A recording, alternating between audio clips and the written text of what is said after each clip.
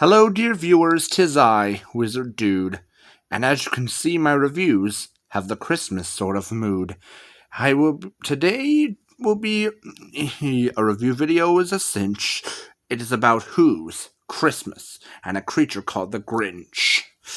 The original version was released in 1966, had Boris Karloff narrating, and June Foray in the mix. And it all starts out in Whoville, the town, and we see what happens as the story goes down. So every Who in Whoville loves Christmas a lot, but the Grinch, who lives in a cave north of Whoville, does not. There are several possibilities, but the most likely of all is that poor guy's heart is 2 sizes too small. The Grinch had some development, as you can clearly see, and now he is very likable for you and me. Not only did Boris Karloff play him, he did the narrator, not on a whim. And so the Grinch starts to plan out a scheme after seeing what will happen at Christmas in a dream. He sees what will do when women, girls, and boys will be singing, feasting, and making noise with their toys. So the Grinch gets an idea. An awful idea. The Grinch gets a wonderful, awful idea.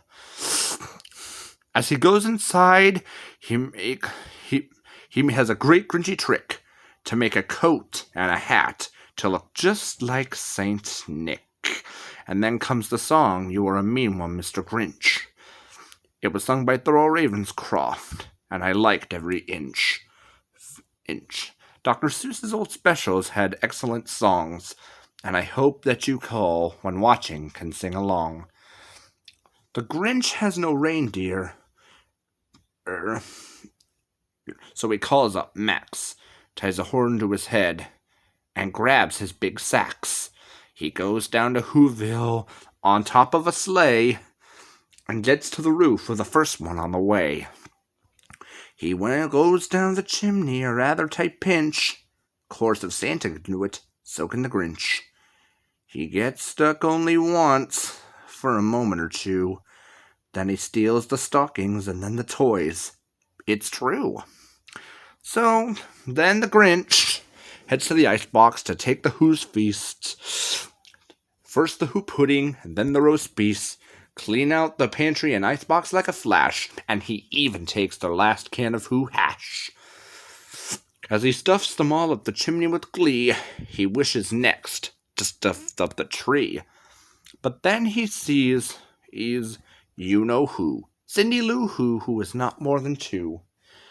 She wonders where the Christmas tree is going to be around, and then he manages to make a lying sound. He tells her that the tree must be fixed and sends her with a cup of water. She goes, and he stuffs the tree up. The last thing he takes are the logs for the fire, leaving nothing on the chimney but bare hangers and wire. And the one speck of food he leaves in the house is a crumb too small for even a mouse. Then he does the same thing to the other Who's houses, leaving crumbs too small for even their mouses. And so he takes the sleigh up on Mount Crumpet and takes it over the side to dump it. But then he hears a song as the dawn comes on. They sing Welcome Christmas, on and on. The Grinch hadn't stopped Christmas. It came. Somehow or another, it came just the same. He puzzles until he sees he's before. Maybe Christmas means just a little bit more. So he returns all the presents and attends their feast where he himself, the Grinch, carves the roast beast.